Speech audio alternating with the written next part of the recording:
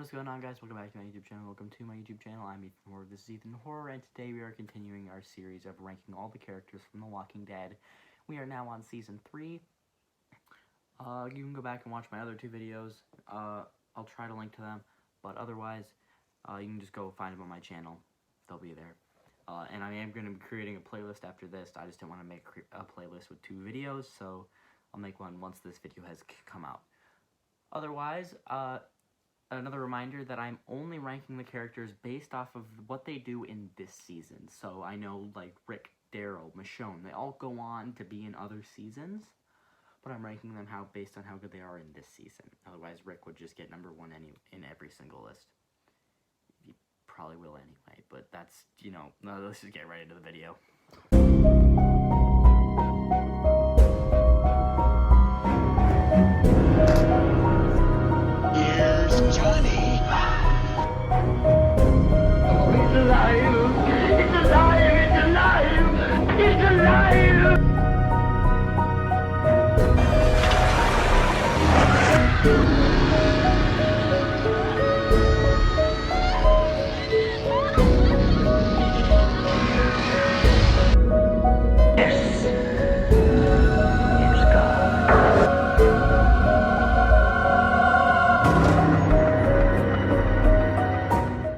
What that is over there, you can't read it, I realize now, but it's the note that Morgan gives to Rick.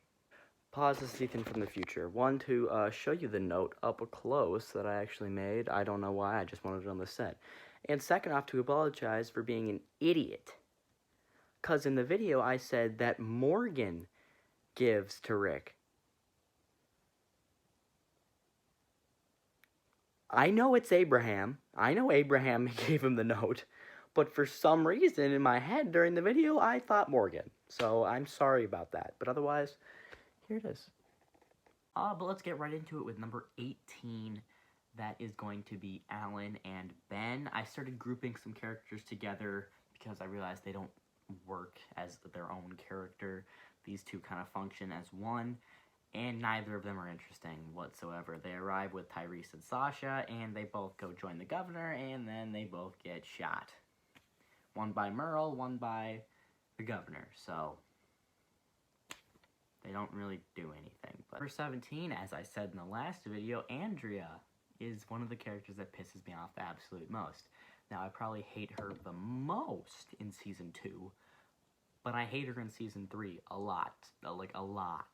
Like, I mean, she didn't shoot Daryl this time, but she might as well have, because, I mean, she spends the entire winter with Michonne, and then just stabs her in the back when they meet the governor. Like, just drives that knife through her.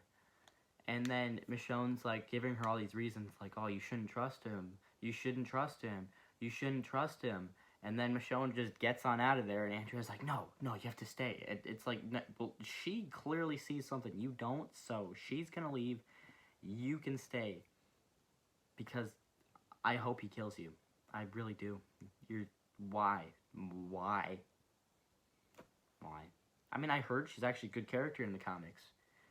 Wish they would have brought that to the screen. Number 16, I have Tyrese and Sasha. Again, just grouped them together because they basically function as the same character. Now, again, they don't have very much to do in this season. They do go on to be in other seasons.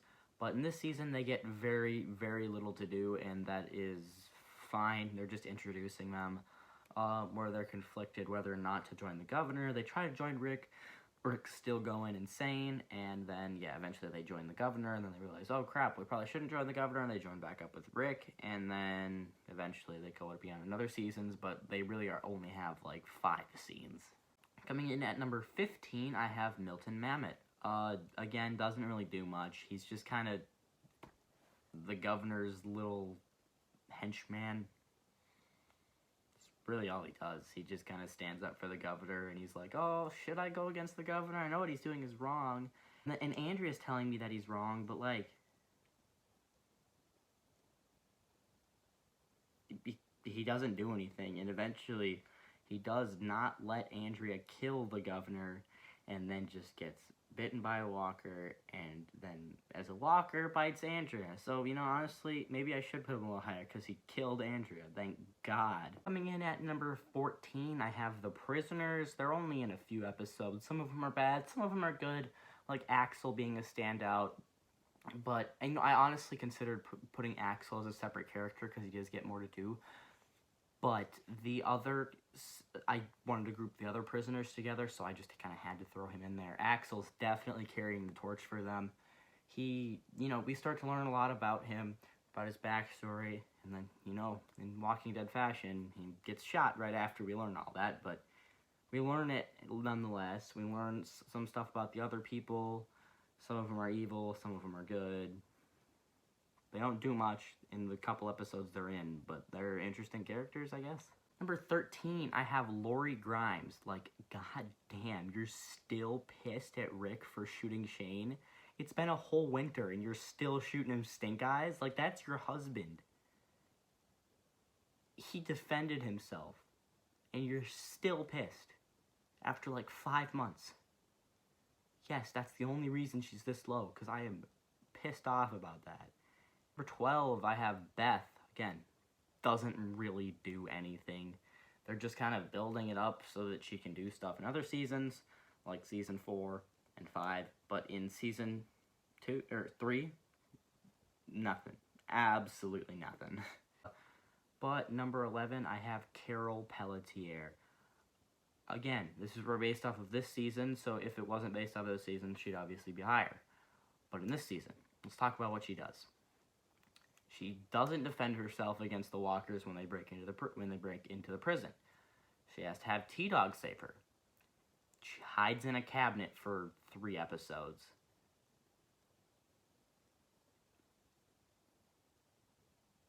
That's about it. She makes a relationship with Axel. Axel gets shot, and then she makes a relationship stronger with Daryl. Like, she doesn't do anything. 10, we have Carl Grimes. He's starting to become a character that I sort of enjoy. He really starts to become a character that I like in season 6 and 7, or season 5, 6, and 7. But in season 3, just a kid hanging around. He's starting to learn, pick up some things from the apocalypse, and he's starting to pull his weight. But otherwise, again, he doesn't really do much. They focus for this season mainly on like my top 9 characters. They really just focus on them. But they do enough with Carl and Carol that I can put them here without having an issue. Number 9, I have Michonne. They actually do a lot with Michonne in the first season that she's introduced in. I just don't have her very high because she doesn't really have much of a character. She doesn't really talk to anyone in the group. She doesn't talk to Merle, obviously. Merle's trying to bring her to the governor.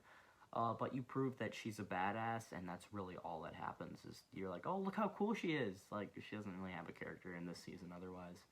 In this season, she doesn't really have a character. I mean, she mistrusts the governor, or she doesn't mistrust, she doesn't trust the governor, and she breaks back in, takes his eye, kills his daughter as a walker. Like, she's a badass character, don't get me wrong, she's cool as crap, but as far as character development, it's only a little bit in this season. I mean, at number 8, again, he was my favorite character for the first 2 seasons of the show. T-Dog. He is very underrated. Why does nobody talk about this character? He's great. And, he does die, and that's sad. But then the show, it's like, oh, one of the OG characters died? But look, Lori died. And then it's like, well, why would you make T-Dog's death right before Lori's? Because now that's going to be completely overshadowed. And then he does have a great sacrifice where he saves Carol after he gets bit. He just runs into the walkers. And no one even remembers him, and that sucks, because he was a good character, and I loved him. Number 7, Merle Dixon. He's kind of a crummy person, to put it lightly. But you see him kind of get a character arc, get more development, And then eventually he realizes, you know, he's a crappy human being, might as well try to take out the governor, runs into the fight, takes out like 20 of the governor's men, and then gets killed. And his death is super sad because his relationship with Daryl was built up so well, and Daryl has to go find Merle as a walker. And it sucks, but I mean, it was gonna happen. You have a crappy character go through a redemption arc. In this show, they're dead. Number 6, I have the Governor. And again, I'm not a person who loves villains, but when they're written really well, that's when I like them. And the Governor is certainly written well. You see exactly why he does it. It's not a good reason, but you see why, and you see why he would believe to do that. And he's like really irredeemably evil, so you just spend the whole season wanting to see him get killed until he eventually does in not this season. I'll tell you what season that is in a little bit. But otherwise, just a terrifying villain who goes around killing people, and like, this is the first time we've really seen that in this show, like him going around killing people. Coming in at number 5, we have Maggie Green. She instantly became a character that I loved. From season 2, she wasn't the best. From season 3, she obviously cracked top 5, and you will see her go up and up. But she's not my favorite in this season because she gets like 2 episodes of being a main character and getting a lot of stuff to do, and being a really emotional character with her relationship with Glenn, and all the stuff that happens with them two and the governor. I don't want to get into details about that, but all of that stuff that happens, and it really builds up their relationship together. And I love Glenn and Maggie. They're my favorite relationship in the show. So, number 4 is Herschel Green. Now, in this is the season where he loses his leg, and he keeps on going, because he gets bit, Rick cuts it off, and then they continue on, because he is willing to fight through it. And when Rick loses Lori and goes insane, who takes over? None other than Herschel, and he makes sure the group is safe and accounted for, and he tries to let Tyrese and Sasha in, but, you know, Rick's still a little crazy, so they end up leaving, but otherwise, he's a great character. Number 3, I have Glenn Rhee.